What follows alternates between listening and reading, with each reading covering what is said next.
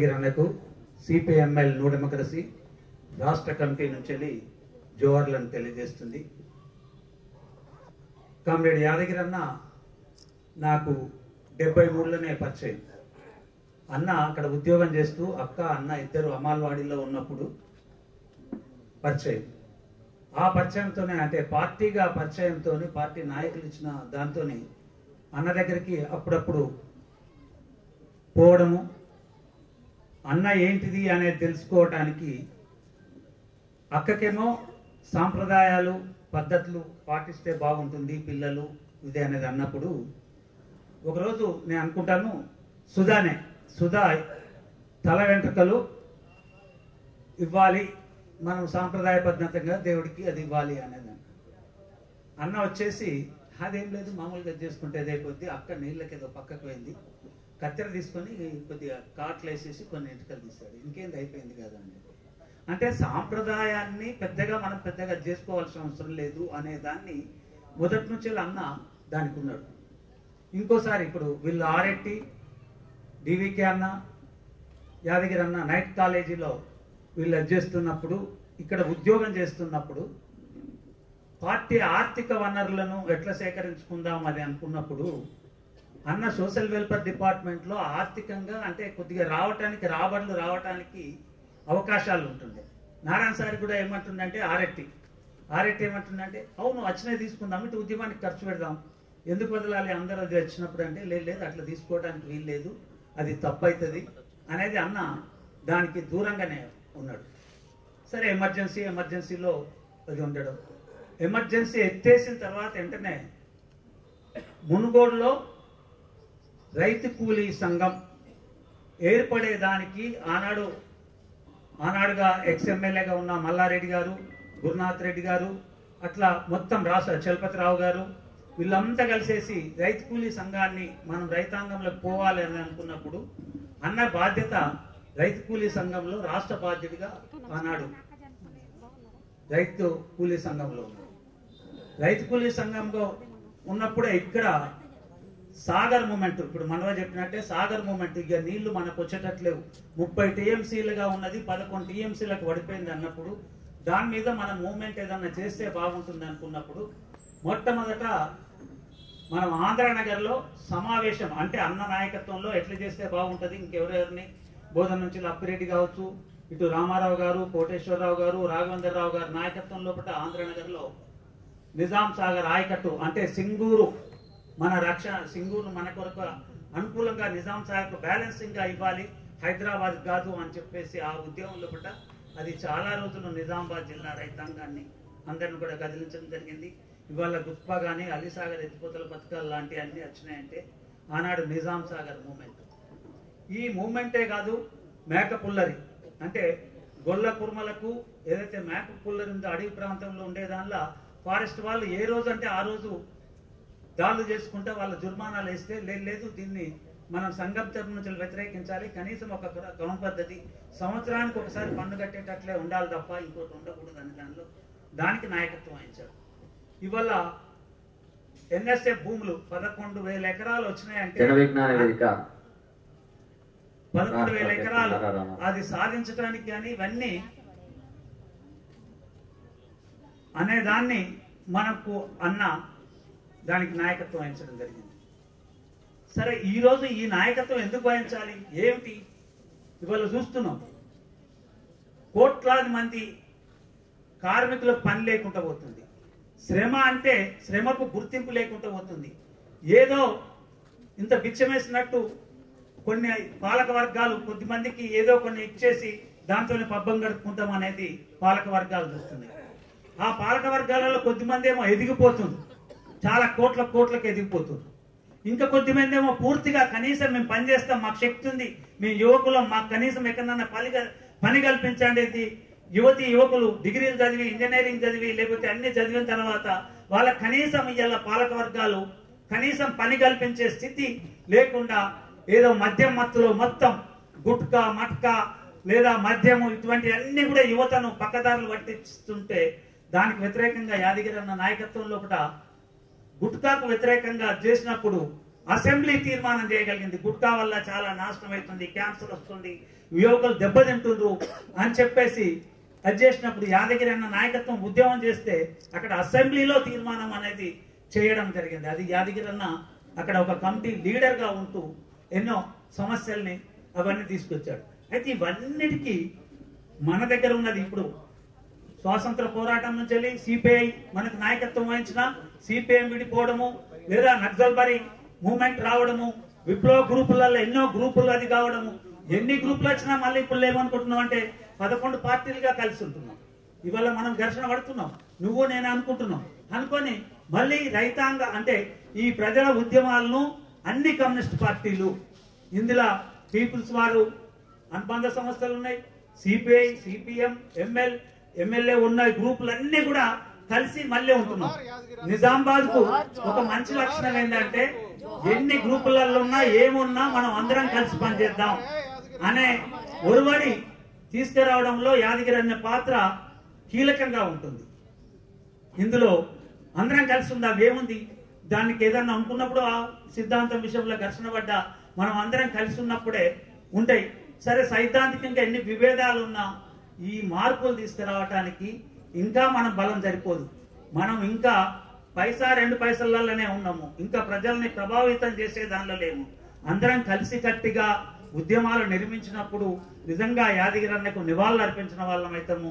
అదే మనకు తనకు నివాళులు అర్పించడం జరుగుతుంది. మనం ఐక్యంగా ఈ ఉద్యమాలను నిర్మిద్దామని చెప్తూ ఈ అవకాశం ఇచ్చిన మిత్రులకు ధన్యవాదాలు తెలుపుతూ ముగిస్తున్నాను. డాక్టర్ లక్ష్మారెడ్డి గారు చాలా సీనియరు, వచ్చి అన్నకు నివాళులు అర్పించాల్సిన వ్యక్తి.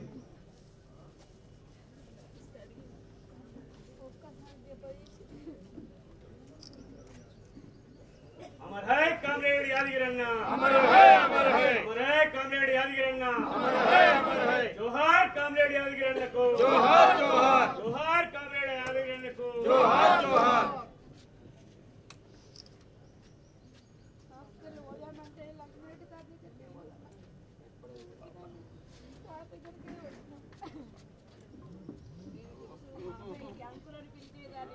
యాదగిరి గారు వాళ్ళకి ఒక్క నిమిషం కూడా లేట్ చేయకుండా నన్ను పిలిచారండి.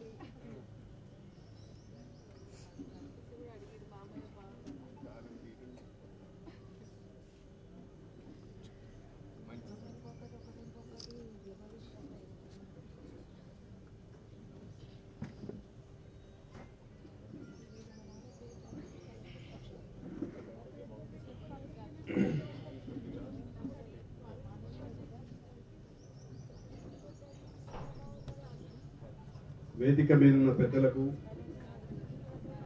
మరి యాదగిరి గారి భౌతిక కాయాన్ని సందర్శించుకొని వారికి నివాళులు అర్పించడం కోసం, వారికి జోహార్లు అర్పించడం కోసం చేసిన మీ అందరికీ, ముఖ్యంగా యాదగిరి గారు నాకు ఒక 20-25 సంవత్సరాల నుంచి ఒక ప్రజా ఉద్యమాలలో ఉన్న వ్యక్తిగా, నిజాయితీగా సమాజం కోసం అంకితమై పనిచేసే వ్యక్తిగా పరిచయం. వారు చేసిన బీడీ కార్మికుల ఉద్యమాలు కావచ్చు, రైతు కూలీ ఉద్యమాలు కావచ్చు, అదేవిధంగా మేము ప్రారంభించి రైతు ఉద్యమాలు కావచ్చు, పసుపు రైతుల ఉద్యమాలు, గల్ఫ్ కార్మికుల ఉద్యమాలలో సంఘీభావం ప్రకటించే సందర్భంలో మాత్రమే నాకు పరిచయం.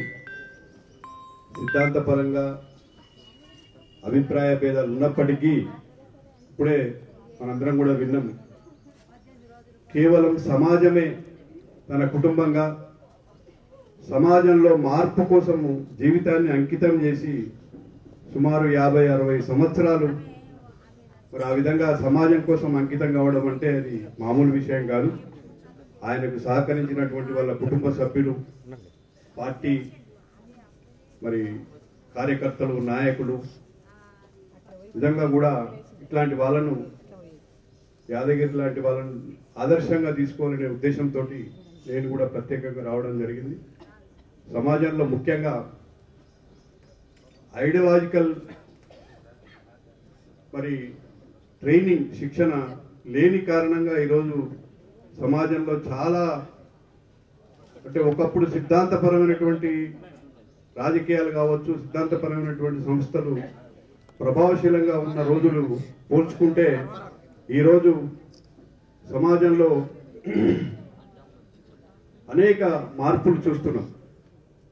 ఆ మార్పులు మంచి అయితే ఆహ్వానించవచ్చు, కానీ మరి రకరకాల పక్కదారి పట్టినటువంటి సందర్భాల్లో ఇట్లాంటి వారిని మనం ఆదర్శంగా తీసుకోవాలి. ముఖ్యంగా యువత మరి కామ్రేడ్ యాదగిరి లాంటి వారిని ఆదర్శంగా తీసుకోవాలని మాత్రమే ఈ సందర్భంగా మీ అందరికీ తెలియజేస్తూ నాకు ఈ అవకాశం ఇచ్చినందుకు ధన్యవాదాలు తెలియజేస్తున్నా. వారి కుటుంబ సభ్యులకు ధైర్యాన్ని ఇవ్వాలని, అదేవిధంగా మిగతా శోకతప్తులైనటువంటి అందరికీ కూడా మరి వారిని ఆదర్శంగా ముందుకు సాగాలని కోరుకుంటూ, చనిపోయిన తర్వాత కూడా సమాజానికి ఉపయోగపడే మీరు ఏదైతే హాస్పిటల్కు మరి బాడీని దానం చేస్తున్నారో డెఫినెట్గా దాన్ని కూడా అభినందించాలి. అది కూడా ఒక ఆదర్శవంతమైనటువంటి విషయంగా నేను పేర్కొంటూ మీ అందరికీ కూడా సెలవు తీసుకోవడానికి అనుమతి ఇవ్వాల్సిందిగా కోరుతూ ధన్యవాదాలు. వేదిక మీద ఉన్న కామ్రేడ్స్, యాదగిరన్న అంతిమయాత్రలో పాల్గొంటున్న యాదగిరన్న కుటుంబ సభ్యులకు, అట్లాగే మిత్రులకు, ఉద్యమకారులకు, సమాజ మార్పు కోసం యాదగిరన్న నేటి వరకు సాగించిన ఈ ఆఖరి తన అంతిమయాత్రలో పాల్గొంటున్న మీ అందరికీ సిపిఐ పార్టీ రాష్ట్ర కమిటీ తరఫున ధన్యవాదాలు తెలియజేస్తూ, యాదగిరన్నకు జోహర్లు అర్పిస్తూ, మిత్రులారా, యాదగిరన్నతోని 80 నుండి నా జీవితం కొనసాగింది. తాను ఒక పత్రిక ప్రకటన రాసి దాన్ని జిరాక్స్ చేసుకొని 2 రూపాయలు ఇస్తే గోలన్ మన దగ్గర సైకిల్ కిరాయి తీసుకొని అన్ని పత్రికా ఆఫీసులకు తిరిగి వచ్చేవాళ్ళు. తర్వాత అన్నిటికి ఇచ్చినవా లేదా, దేనికి ఇవ్వలేవు అని మళ్ళీ అడిగేవాడు. ఆ విధంగా తాను చెప్పిన పని చేసిండా లేదా అని చెకప్ చేసుకుని, అట్లాగే కార్యకర్తలను ఏ విధంగా చూసుకునేవాడంటే, తనకు అనారోగ్యం గురైన ఒక్కసారి 2 సార్లు ఆఫీస్ ముఖాన కనిపి చేయకపోతే ఇంటికి వచ్చి పలకరించి ఏమైంది అనేది పలకరించేవాడు. తన కుటుంబం నేపథ్యం కానీ, తన జీవితము, ఈరోజు ఇప్పుడున్న పరిస్థితుల్లో తన ఉద్యోగంలో ఉంటే ఒక ధనవంతుడిగా కొనసాగేవాడు. కానీ ఇవాళ నమ్మిన సిద్ధాంతం కోసం భారతదేశంలో మార్పు తీసుకురావాలనే ఆలోచనతో నిజామాబాద్ జిల్లాలో కమ్యూనిస్ట్ పార్టీని, అట్లాగే ప్రగతిశీల భావాలను విరజిల్లా ఏపీ జిల్లాలో అనేక మందికి ఆదర్శంగా నిలిచాడు. తాను సుదీర్ఘంగా ప్రజా ఉద్యమంలో, అట్లాగే ఎంఎల్ పార్టీకి జిల్లా కార్యదర్శిగా, ఇప్పుడు మన నుండి దూరం అయ్యే వరకు రాష్ట్ర కమిటీ సభ్యులుగా కొనసాగిందంటే తన కమిట్మెంటు ఏ విధంగా ఉన్నదని చూడాల్సిన అవసరం ఉంది. కనుక ఇప్పుడున్న పరిస్థితులలో తను కోరుకున్న విధానము నేడు మన ముందు ఉంది. ఆ బాటలో ఇవాళ అనేక రకాలుగా మార్పులు వస్తున్నాయి. సమాజంలో ఇవాళ రెండిటి మధ్య, భావజాల మధ్య ఉద్యమం జరుగుతుంది. కనుక ఇలా ఈ భావజాలము, భావవాదము, భౌతికవాదము, వీటి మధ్యలో ఇవాళ యుద్ధం జరుగుతున్న టైంలో తాను నమ్మిన సిద్ధాంతం కోసం నిన్నటి వరకు ఎక్కడ తాను ఆ రోజు ఉద్యోగం వదిలి మరి నేటి వరకు తన కుటుంబాన్నే కాదు అనేక కుటుంబాలకు ఆదర్శంగా నిలిచి నిజామాబాద్ జిల్లాలో కమ్యూనిస్టు ఉద్యమాన్ని నిర్మించి వీళ్ళకు ఆదర్శమైన జీవితం గడిపి అట్లాగే ఒక సింపుల్గా ఎంత అంటే ఒక కార్యకర్త 10 రూపాయలు అడిగితే ఈ 5 రూపాయలతోనే సరిపెట్టుకో మళ్ళీ చూద్దాం అనే అదనంగా ఖర్చులు కాకుండా పార్టీని ఏ విధంగా ముందుకు తీసుకుపోయాడు అనేది మేము చూసిన పరిస్థితి ఉంది. కనుక తన ఆశయ సాధన కోసం దానిలో 10% వాటిని ముందుకు తీసుకుపోవడానికి కృషి చేస్తానని తెలియజేస్తూ ఈ అవకాశం ఇచ్చిన అధ్యక్ష వర్గానికి ధన్యవాదాలు తెలియజేస్తూ ముగిస్తున్నాను. అన్నగారు యాదగిరి అన్న గారు ఉద్యోగం చేసేటప్పుడు ఆయన అమలవాడిలో ఉండేవారు. అక్కడ మాకున్నటువంటి సత్సంబాలతో ఆయనతో కలిసి మేము పనిచేయడానికి చాలాసార్లు మాకున్నటువంటి అంబేద్కర్ సంఘాలతోని షెడ్యూల్డ్ కుల హక్కుల పరిరక్షణ సంఘంతో తనతో చాలాసార్లు మాట్లాడడం జరిగింది. చాలా మీటింగ్లో ఆయన పిలిస్తే మేము వెళ్ళాం, మేము పిలిస్తే ఆయన వచ్చాడు. ఆయన ఆ విషయంలో ఒక మాటలు చెప్పాలనుకుంటే, ఉద్యోగం చేసేవాడు తనకు తాను సంపాదించుకొని ప్రజలను తన కుటుంబాన్ని పోషించుకోవాలనే ఉద్దేశంలో ఉండేవాళ్ళు. కానీ మరి అన్న యాదగిరి అన్న గారు కుటుంబం కొరకు కాకుండా ప్రజల కొరకు బతకాలి, ప్రజల కొరకు పనిచేయాలి, తనకు తాను బతకడం కరెక్ట్ కాదు, ప్రజల కొరకు బతకాలని చెప్పేసి విషయాల్లో మా సంఘాలలో వచ్చి తను ఎన్నిసార్లు మాట్లాడడం జరిగింది. అయితే అప్పుడు ఏదైతే ఎమర్జెన్సీ పీరియడ్ లో అన్నగారు మాకు తెలియకుండానే నజబరి ఉద్యోగంలోకి వెళ్ళిపోయినప్పుడు కొన్ని సాగల్లో కలవడం జరిగింది. కానీ ఆయన అన్నాడు, మీరు మీ కొరకు కాదు ప్రజల కొరకు బతకండి, ఇది నేర్చుకుంటే మీరు ఎప్పటికీ జీవితంగా ఉంటారు. మనిషి అనేవాడు సాగ తప్పదు, కానీ ఈ చచ్చినాక కూడా ప్రజల కొరకు బతికినట్టు వ్యక్తులం అనేది పేరు సంపాదించుకోవాలి అని చెప్పేసి ఆయన అన్నగారు మాకు ఇచ్చిన మాటలను మేము ఎప్పుడు ఆచరిస్తూనే ఉంటాము. కాబట్టి ఒకటి తన కుటుంబానికి తన పిల్లలకు జోహార్ తెలియజేసుకుంటూ అన్నగారికి జోహార్ జోహార్. నేను పోస్టల్ డిపార్ట్మెంట్ లో చేశాను. ఆయన పక్కనే ఉన్నటువంటి లోకల్ ఫండ్ ఆఫీస్ లో పనిచేసేవాడు. పొద్దున సాయంత్రం మధ్యాహ్నం కూడా రోజు కలుసుకుంటూ అట్లా మేము వండించి ఆయన అమ్మాలవాడిలో ఉండేవాడు, నేను నిర్మల కాన్వెంట్ దగ్గర నేను ఉండేవాడు. అట్లా పక్కనే ఉంటూ ఒకే కుటుంబం, చిన్న పిల్లల దగ్గర నుంచి కూడా ఆయనకి చిన్న పిల్లలు నాకు చిన్న పిల్లలు అట్లా మేము వండించి ఇద్దరం కలిసి పనిచేస్తూ అదే సలహాలో పార్టీలో కూడా మొట్టమొదటి జిల్లా కమిటీ నిజామాబాద్లో అయిపోయినటువంటి పార్టీ జిల్లా కమిటీలో మొట్టమొదటి జిల్లా కమిటీ సభ్యులుగా పెట్టారు. ఆయన ఆ జిల్లా కమిటీ సెక్రటరీగా ఉండేవాడు, నేను ఆ జిల్లా కమిటీలో పనిచేసేవాడే. తర్వాత 84 దాకా కలిసి పనిచేసిన వాళ్ళు 84లో వచ్చినటువంటి విభేదాల తర్వాత విడిపోయినా అనుకోండి, అది వేరు సంగతి. అప్పటి నుంచి ఇప్పటిదాకా కూడా ఎక్కడెక్కడ ఉన్నా అప్పుడప్పుడు కలుసుకుంటూనే ఉండేవాళ్ళం, మధ్య కలుస్తూ ఉండేవాడిని. మొన్న అనసూయమ్మ చనిపోయినప్పుడు కూడా వచ్చినప్పుడు కలిస్తే చాలా రోజుల తర్వాత కలిసామని చెప్పి కూడా అనుకోవడం జరిగింది. మన 15 రోజులు అటువంటి యాదగిరి విడిపోయినాడు అంటే నేను దాదాపు ఒకే వయసు వాళ్ళం, నేను కూడా లైన్లో ఉన్నట్టే లెక్క. ఆ పద్ధతిలో పనిచేస్తున్నాం.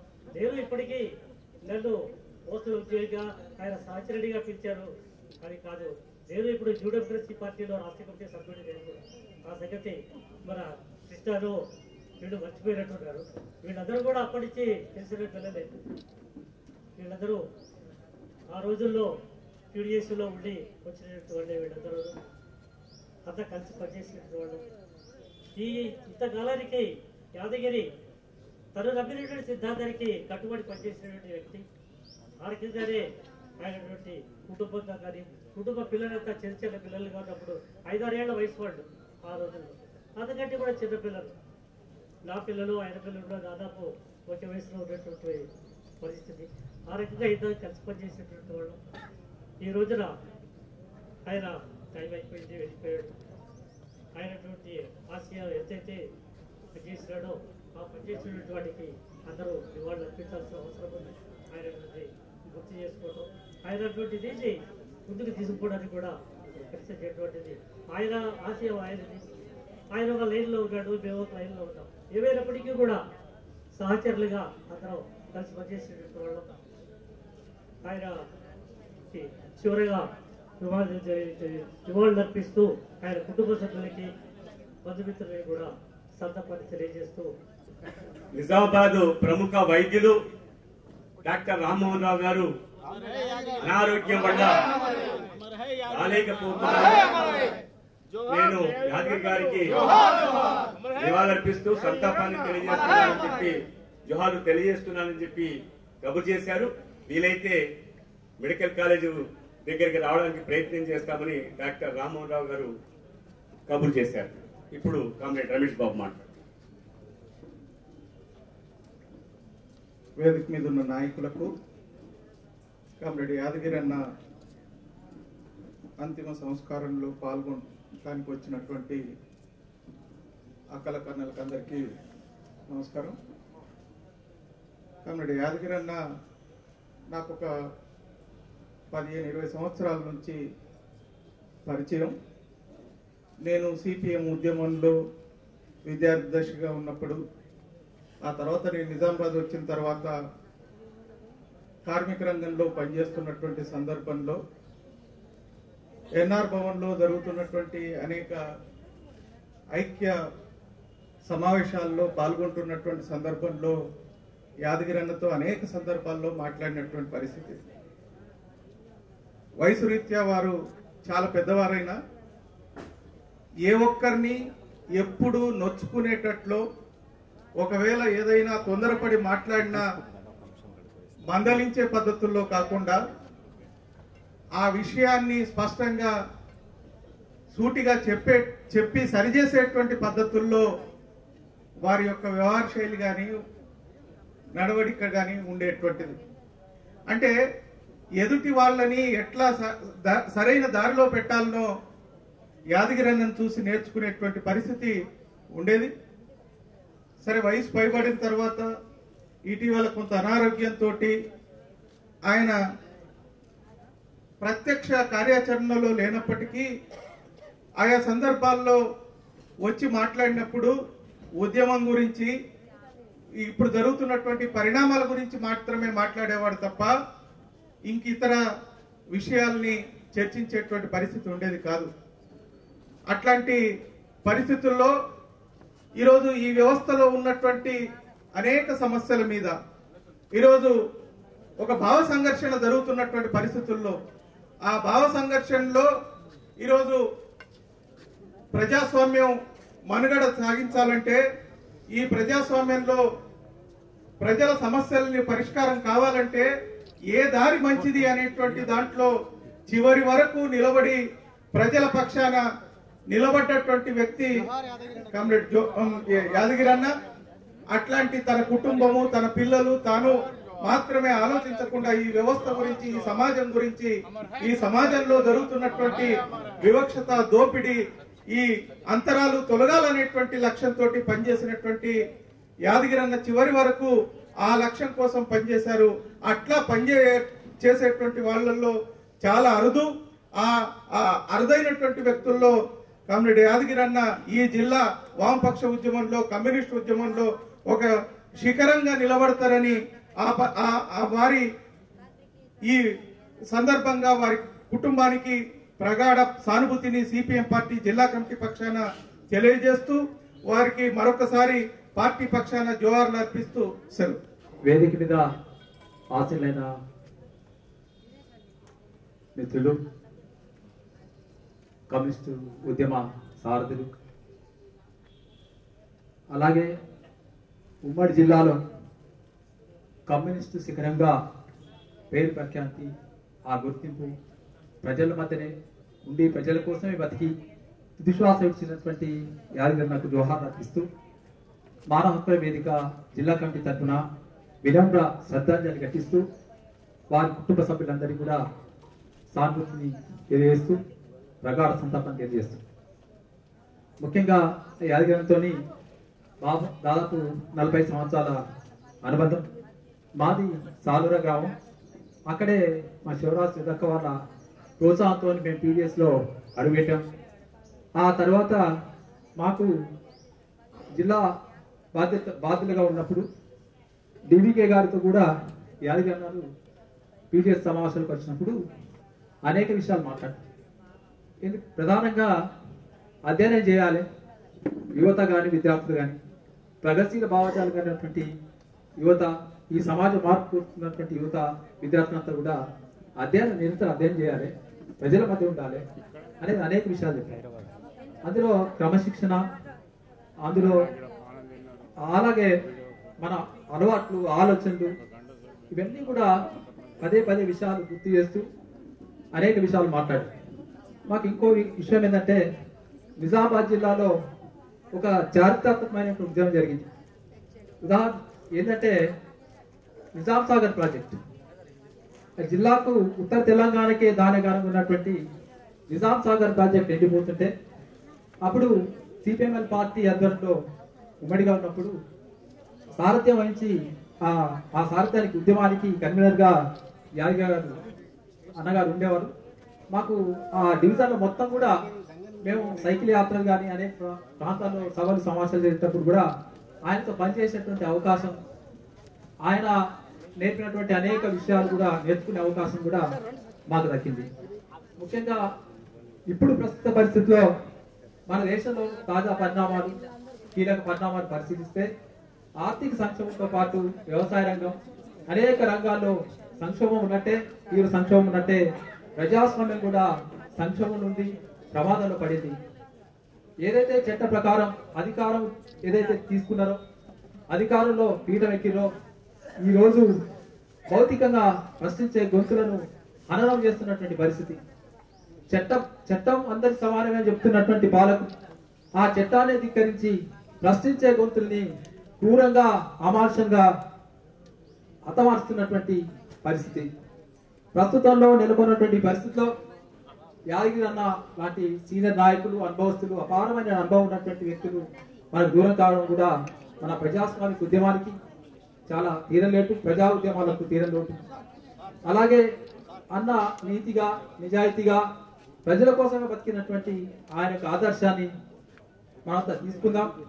ఇప్పుడున్నటువంటి పరిస్థితుల్లో ఏకం కావాల్సినటువంటి ఈ డెమోక్రసీని, ఈ చట్ట వ్యతిరేకంగా జరుగుతున్న పాలనా విధానాన్ని ప్రశ్నించాల్సిన అవసరం ఉందని ఈ సందర్భంగా తెలియజేస్తూ అన్నకు జోహార్లు అర్పిస్తూ ఈ అవకాశం ఇచ్చిన బాధ్యులందరికీ నమస్కారం. యాదన్నకు నాకు దాదాపు 20 సంవత్సరాలుగా పరిచయం. దురదృష్టవశాత్తు విప్లవ రంగంలో కాకుండా ఒక పేషెంట్గా నాకు ఆయనకు మధ్యన సంబంధం. అది నా దురదృష్టం అనుకుంటాను. నేను వేరే ఒక ప్రవాహం లోపల నేను ఈదుతూ పోయాను, ఆయన ఒక ప్రవాహంలో ఈదుతూ పోయాడు. అందరం ఆ ప్రవాహం అవి అన్నీ కలవాలని చెప్పేసి వెంకటరామయ్య గారు అన్నారు. నేను ఇప్పటికీ చాలా స్ట్రాంగ్గా దాన్ని అనుకుంటాను. అయితే నేను ఒక ప్రైవేట్ హాస్పిటల్లో ఒక రకంగా కార్పొరేట్ బానిసగా ఉన్నాను. నేను ఎంతగా చేయాలనుకున్నప్పటికీ నా చేతులను వాళ్ళు కట్టేసేసి ఉంచారు. యాదన్నకు అప్పుడు మొట్టమొదటిసారిగా ఆయనకు హార్ట్ అటాక్ వచ్చింది. నేనే అటెండ్ చేశాను. అది నా అదృష్టం అనాలా, దురదృష్టం అనాలా? ఆయన ఏంటంటే అనారోగ్యం పాల్పడ్డాడు, ఆయన ఆరోగ్యాన్ని సంరక్షించగలిగానని చెప్పేసి అనుకోవాలా, ఏదో నాకైతే తెలియదు, చెప్పలేను. కాకపోతే ఆయనకు నేను ఆయన ఆరోగ్యం మళ్ళీ మామూలు అయ్యేటందుకు ఎంత చేయాలో నేను చేయగలిగాను. ఒక్కొక్క సందర్భాలకు ఆయన వచ్చినప్పుడు కార్పొరేట్లు మామూలుగా వాళ్ళ ఎంత బిల్లులు, వాళ్ళ హెవీ బిల్స్ మీకు తెలుసు. దాన్ని తగ్గించడానికి నేను ఏమన్నా ప్రయత్నం చేశాను. కానీ కార్పొరేట్స్ నీ జీతం తగ్గించుకోమని చెప్పేసి అన్నారు. దానికి నేను చేయగలిగినంత చేశాను. అయితే పేదరికం అనేది తగ్గలేదు. ఎందుకంటే నేను డాక్టర్గా నేను ఇప్పుడు క్యాన్సర్ హాస్పిటల్ చేస్తున్నా. ఆ హాస్పిటల్లో క్యాన్సర్ అంటే మీకు ఎటువంటి అది జబ్బో తెలుసు. డబ్బు లేక వాళ్ళు ఏంటంటే ఆ సంవత్సరం తర్వాత వస్తారు, అది మళ్ళీ రెండో తిరగబెడుతుంది. ఎందుకంటే అది వాళ్ళ దగ్గర డబ్బు లేక మరి తిరగబెట్టే వరకు కూడా ఉన్నారు. అది వాళ్ళ తప్పు అని చెప్పేసి అనుకోవట్లేదు, పేదరికం తప్పు. విఫలమైనటువంటి మన అందరి తప్పు. ఏమంటారు? అంటే మనం అనుకునే విప్లవాన్ని ముందుకు తీసుకెళ్ళకపోయినందుకు మన అందరి తప్పు. దాన్ని ఇప్పటి తరాలు, మా తర్వాత తరాలు వాళ్ళు యాదన్న చెప్పిన మాటను, మేము విఫలమైనటువంటి ఆ కర్తవ్యాలను ముందుకు తీసుకెళ్ళండి, అయితే మేము ఆఖరి వరకు మీతో ఉంటాం, మీ వెనకనే నిలబడతాం, చేత కాకపోయినా ఇట్లా కట్టిపెట్టుకొనైనా కానీ నిలబడతాం. దాన్ని ముందుకు తీసుకెళ్ళాలి. దాన్ని మీరు విప్లవం అంటారా, ప్రజాస్వామ్యం అంటారా, నూతన ప్రజాస్వామ్యం అంటారా, ఏదైనా ఇప్పుడున్నటువంటి పాలక వర్గాలని వాళ్ళని ఓడించి ప్రజల పాలన తీసుకురావాలి. అది మన అందరి ముందర ఇప్పటికీ ఇంకొక 50 సంవత్సరాల వరకు మన ముందే ఉంటుంది ఆ కర్తవ్యం. మనని వెక్కిరిస్తుంటుంది, మనని కోప్పడుతుంటుంది, మనని తిడుతుంటుంది. 100 సంవత్సరాలైనా ఏం చేశారా గాడులారా అని చెప్పేసి మన తిడుతూనే ఉంటుంది. కాబట్టి ఆ కర్తవ్యాన్ని మనం ముందుకు తీసుకెళ్లాల్సిన పని ఉంది. అది యాదన్న లాంటి అనేక మంది, వందలు వేల మంది అమరులకు, తెలంగాణ సాయుధ పోరాటం నుంచి మొదలుపెట్టి ఈ రోజటి వరకు అమరులైతున్నటువంటి వాళ్ళందరి కర్తవ్యాన్ని మనం ఇంకా తీసుకెళ్లాల్సినటువంటి బాధ్యత మన మీదనే ఉంది. చేద్దాం. ఆ రకంగా చేసి నిజంగా యాదన్నకు విప్లవాంజలి ఘటిద్దాం.